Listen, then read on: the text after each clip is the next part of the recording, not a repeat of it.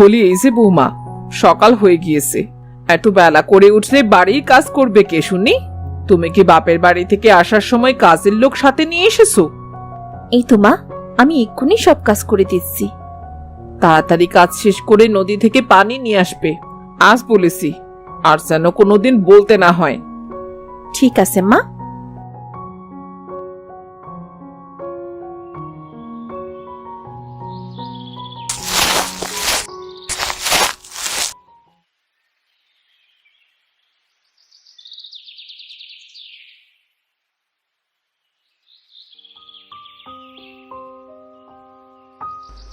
মা, সব কাজ শেষ হয়ে গিয়েছে মা। সব কাজ শেষ মানে? রান্না কি তোমার মরা মা এসে করে দেবে? ছেলেটা আমার কি দেখে সেই গরিব মেয়েটিকে বিয়ে করলো? মনে করেছিলাম ছেলেকে বিয়ে দিয়ে আমার অভাবটা একটু কম হবে, কিন্তু তা তো না। তিনি এনেছেন এমন মেয়ে যার মা বাবাই নেই। মা, আমি তো আপনার সব কাজ করে দিচ্ছি, তাহলে এমন করে কেন কথা বলছেন? মা তো ঠিক কথাই বলছে। আমি আমার বাবার বাড়ি থেকে কত সবকিছু নিয়ে আসি। তুমি তো থাকতে চাচার বাড়িতে, শুনলাম তারা নাকি খেতেও দিত না। যাই হোক, এইভাবে বলে লাভ নেই। এ নাও, এই কাপড়গুলো তাড়াতাড়ি ধুয়ে পরিষ্কার করে দাও দেখি। ভাবি, রান্নাটা শেষ করে কাপড় ধুই। ঠিক আছে, তাড়াতাড়ি যেন রান্নাটা শেষ হয়।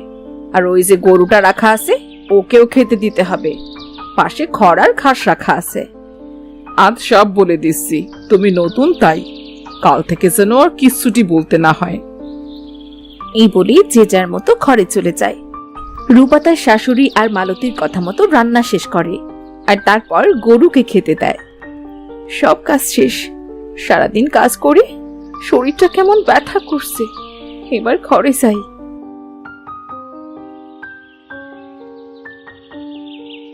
রূপা যখন ঘরে যায়, তখন মাঠ থেকে সজল আসে। গিন্নি, ও গিন্নি, কোথায় গেলে তুমি? আজ যেন রোদটা একটু বেশি পড়েছে, সূর্য যেন পাল্লা দিয়ে আলো দিচ্ছে। এই নাও পানি। পানি খেয়ে হাত মুখ ধুয়ে খাবার খেয়ে নাও। সকালে তো সূর্য ওঠার আগেই মাঠে চলে গিয়েছো। বৃষ্টি না হওয়ায় ফসলের মাঠ সব ফেটে গিয়েছে, তাই কোনো ব্যবস্থা করতে পারি কিনা দেখতে গিয়েছিলাম। তোমার সাথে তেমন কোনো কথা বলতে পারিনি, কিছু মনে করো না গিন্নি। আমাদের কাজের বাড়ি, কাজ না করলে কি খাওয়া হবে? কি মনে করবে নতুন বউ? আমি খাবার দিচ্ছি, খেয়ে নে বাবা। তুমি কেন খাবার দেবে? এখন থেকে তোমাদের নতুন বৌমা খাবার দেবে। বৌমা, তুমি কালই বাড়িতে এসেছো, কিছুদিন যাক, তারপর কাজ করবে। বাপ মা মরা মেয়ে, শুনেছি চাচা চাচি সারাদিন কাজ করিয়ে ঠিক মতো খেতেও দিত না। কত কষ্ট পেয়েছে মেয়েটা। তুই কলে যা তো। সারাদিন কত কাজ করলাম, কিন্তু মা বললো আমাকে কাজ করতে দেয় না। হায় আল্লাহ, আমার কপালে কি তুমি সুখ লিখোনি?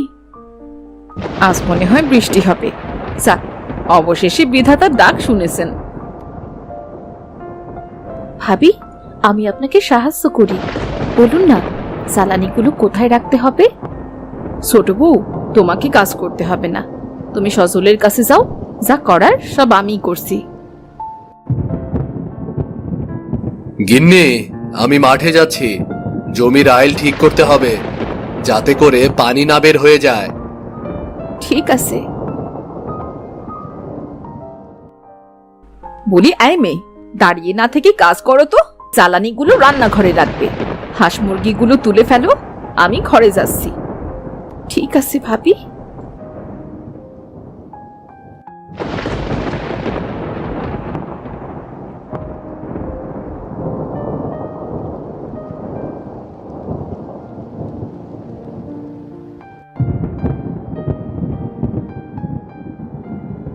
রূপা সব কাজ শেষ করে, আর এমন সময় বৃষ্টি নামে। এত জ্বালানি একা তুলে শরীরটা সে বড্ড ব্যথা করছে। এরপর সারাটা দিন কিচ্ছু খাইনি, সে সকাল থেকে কাজ করছি। এখন যে সন্ধে হতে চলল, কিন্তু কেউ তো আমায় খেতে বলল না।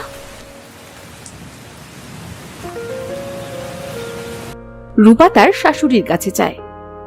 মা, আসলে আমার খুব খিদে পেয়েছে, সারাদিন কিছু খাইনি তো, যদি দুটো।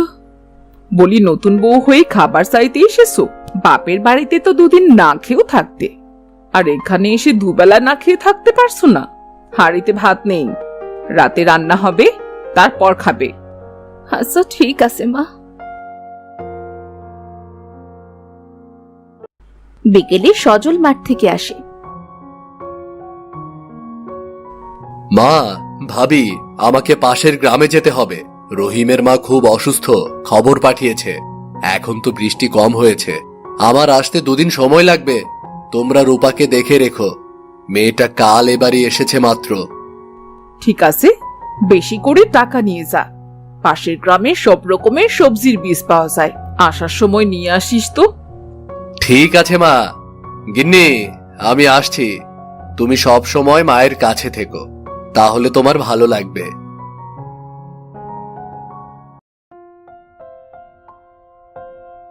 পরের দিন রূপা রান্না করে রেখে আসে। মালতী লুকিয়ে লুকিয়ে খাবারে ঝাল আর লবণ বেশি করে দিয়ে দেয়। শাশুড়ি খাওয়ার সময়, বৌমা, এ কি রান্না করেছো? যেমন ঝাল তেমনি লবণ। মা, তোমার ছোট বউ ইচ্ছে করেই এমনটা করেছে, যাতে আমরা কেউ খেতে না পারি। বিশ্বাস করুন ভাবি, আমি বুঝতে পারিনি সে তরকারিতে। এই যে নবাবের বেটি, ঝাল লবণ তরকারি কিনতে টাকা লাগে না? এগুলো কি তোর বাপ মা এসে কিনে দিয়ে যাবে? হ্যাঁ, হ্যাঁ লাগছে মা, ছেড়ে দিন, আমি এখন থেকে সব থেকে খেয়াল রাখবো। বলছি, আমি তোকে ছেড়ে দিচ্ছি। তুই আজ দিনের ভেতর তোর বাপের বাড়ি থেকে টাকা আনবি, আর তা না হলে এক্ষুনি বাড়ি থেকে বেরিয়ে যা। মা, আপনি তো সব জানেন, কে দেবে আমাকে টাকা? দয়া করে আমাকে এখানে থাকতে দিন, আমার যে আর যাবার মতো কোনো জায়গা নেই মা। সেটা আমরা কিভাবে বলবো? শোন, টাকা আনতে না পারলে তুই আর এই বাড়িতে ফিরবি না। এখন আমার ছেলেও বাড়িতে নেই, সে বাড়ি ফিরলে বলবো তুই মরে গেছিস। রূপার শাশুড়ি আর মালতী মিলে রূপাকে বাড়ি থেকে বের করে দেয়। রূপা কাঁদতে কাঁদতে হাঁটতে শুরু করে।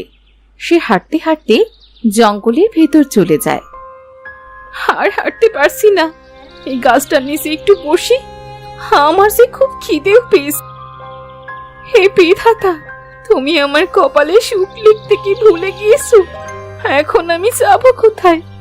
চাচা চাচির বাড়ি গেলে তো ওরা আমায় মেরেই ফেলবে। কেমন জীবন দিলে তুমি আমায়। এই বলে রূপা যখন কাঁদছিল, তখন সেই রাস্তা দিয়ে এক বুড়ি যাচ্ছিল। রূপাকে কাঁদতে দেখে বুড়ি রূপার কাছে আসে আর তার কান্নার কারণ জানতে চায়। বুড়িমা, আমার এই পৃথিবীতে কেউ নেই।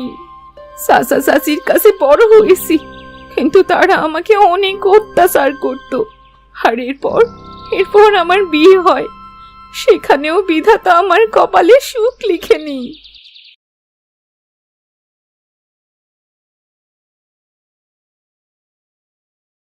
তোর কষ্টের কথা শুনে আমার চোখে পানি চলে এলো রে। এই নে মেয়ে, এই মুরগিটা তুই রাখ, এই মুরগি তোর সব দুঃখ দূর করে দেবে। বুড়িমা, এটা তো সোনালী মুরগি, কি সুন্দর দেখতে, একদম সোনার মতো চকচক করছে। এমন মুরগি তো আমি কখনো দেখিনি বুড়িমা। এই সোনালী মুরগিটা সাধারণ কোনো মুরগি নয় গো মেয়ে। যখন তোর ওপর সবাই অত্যাচার করবে, এই সোনালী মুরগি তোর হয়ে প্রতিবাদ করবে, সে তোর সকল কষ্ট দূর করে দেবে। এই সোনালী মুরগি তোর সাথে কথা বলবে, তোর বিপদে সব সময় পাশে থাকবে।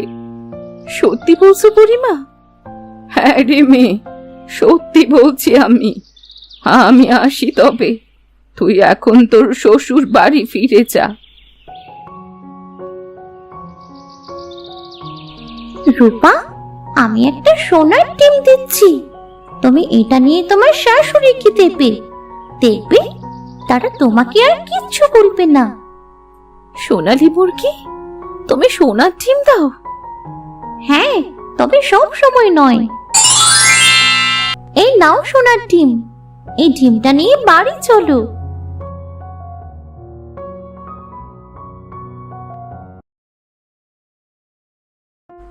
রূপা সোনালি মুরগির কথা মতো ডিম ও সোনালি মুরগি নিয়ে বাড়ি ফিরে আসে। আরে এই মেয়ে, তুই আবার বাড়ি এসেছিস? তা টাকা এনেছিস সাথে? মা, আমি একটা সোনার ডিম এনেছি, এই নিন মা। আরে তাই তো, এই ডিম বিক্রি করলে অনেক দিন বসে খেতে পারবো। আমাদের আর কিছুর জন্য কষ্ট পেতে হবে না। মা, আপনি তো আমাকে তুই করে বলছিলেন, এখন আবার তুমি? মা, ও মা, দেখেন আপনার ছোট বৌমা কত সুন্দর একটা সোনালী মুরগি এনেছে। এত সুন্দর মুরগি তো আমি আগে কখনো দেখিনি। মা, এই মুরগিটা আমি নেব। ঠিক আছে বড় বউ, ঠিক আছে। ছোট বউ, তোমার মুরগিটা বড় বউকে দাও। মা, এই মুরগিটা আমার খুব শখের মুরগি, আমি এটা দিতে পারবো না। মা, মায়ের মুখে মুখে কথা বলছো তুমি? এই সোনালী মুরগি তুমি দেবে, তোমার বাপেও দেবে। রূপার সাথে কাড়াকাড়ি করে মালতী মুরগিটা নিয়ে নেয়। ভাবি, আমার মুরগিটা দিয়ে দিন, এখন থেকে এই মুরগিটা আমার। এই বলে মালতী মুরগিটি নিয়ে ঘরের দিকে যাচ্ছিল। ঠিক তখনই সোনালী মুরগি মালতীর হাতে মুখে সহ সারা শরীরে ঠোকর দিতে শুরু করে। বাঁচাও, খেয়ে আসো, বাঁচাও, এই বজ্জাত মুরগিটা আমাকে মেরে ফেললো, বাঁচাও। আই বজ্জাত মেয়ে, কি মুরগি এনেছো তুমি? মেয়েটাকে তো মেরেই ফেলবে। সোনালি, আমার কাছে আয়, ছেড়ে দি উনাকে, চল আমার ঘরে যাই।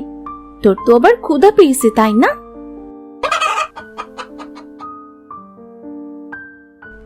মা, এই মেয়ে ইচ্ছে করেই 10 সাল মুরগিটা এনেছে, যাতে আমাদের উপর প্রতিশোধ নিতে পারে। বড় বউ, শান্ত হও তুমি। মুরগিটা হঠাৎ এ বাড়িতে এসেছে, তাই এমন করছে। দাঁড়াও, আমি গিয়ে ওকে কাজ করতে বলছি।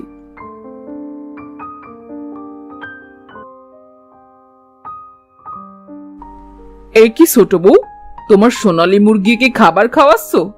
ওদিকে বাড়ির কাজ করবে কে? মা, আমি তো আপনাদের কথা মতো টাকার ব্যবস্থা করে দিয়েছি, এখন এসব কাজ করব কেন? আমি তো নতুন বউ, এখন সংসারের কাজ আমি কেন একা করব? এই মেয়ে, টাকার ব্যবস্থা করে দিয়েছো তাতে কি? তুমি গরিবের মেয়ে, তাই বাড়ির সব কাজ তুমিই করবে।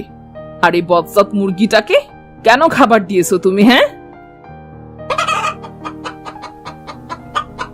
ওরে বাবারে, মরে গেলাম রে, কে আসো, বাঁচাও। মা, এখন থেকে আমার সাথে ভালোভাবে কথা বলবেন, আমার উপর অত্যাচার করার কথা মাথায় আনবেন না, না হলে আমার এই সোনালী মুরগিটাই আপনাদের আবার এই হাল করবে। এখন জানতো, আপনি আর ভাবি মিলে সব কাজ করুন। সোনালী, তুই খেয়ে নে এখন। সোনালী খাবার খেতে শুরু করে। এরপর সোনালী মুরগি ভয় দেখিয়ে বাড়ির সব কাজ শাশুড়ি আর মালতীকে দিয়ে করায়। বড় বউ, এই সোনালী মুরগি মনে হচ্ছে জাদু জানে। এই মুরগি যতদিন থাকবে আমরা ছোট বউকে কিচ্ছু করতে পারবো না। আজ রাতেই আমাদের সোনালী মুরগিটাকে মেরে ফেলতে হবে। আপনি ঠিক কথাই বলেছেন মা, এখন শুধু রাতের অপেক্ষা। মালতী আর তার শাশুড়ি রাতের জন্য অপেক্ষা করতে থাকে। রূপা যখন ঘুমিয়ে পড়ে, তখন তারা চুপি চুপি সোনালী মুরগিকে বাইরে নিয়ে আসে। এরপর তারা একটা কাঁচি এনে সোনালী মুরগিকে যখনই মেরে ফেলতে যায়, ঠিক তখনই সোনালী মুরগি তার জাদু দিয়ে ওই কাঁচিটা দিয়েই মালতী আর তার শাশুড়িকে মারতে থাকে। আর তারা চিৎকার করতে থাকে। তাদের চিৎকার শুনে রূপা বাইরে বেরিয়ে আসে। সোনালী, কি করছিসটা কি তুই? ওদের শাস্তি দিচ্ছি।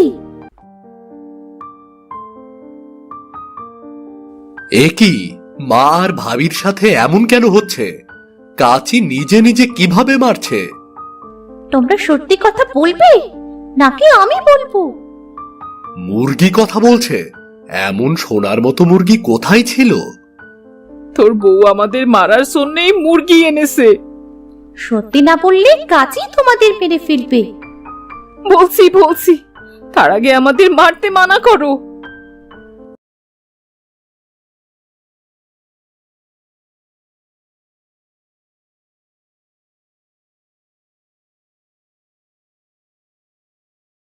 ছি মা, ছি।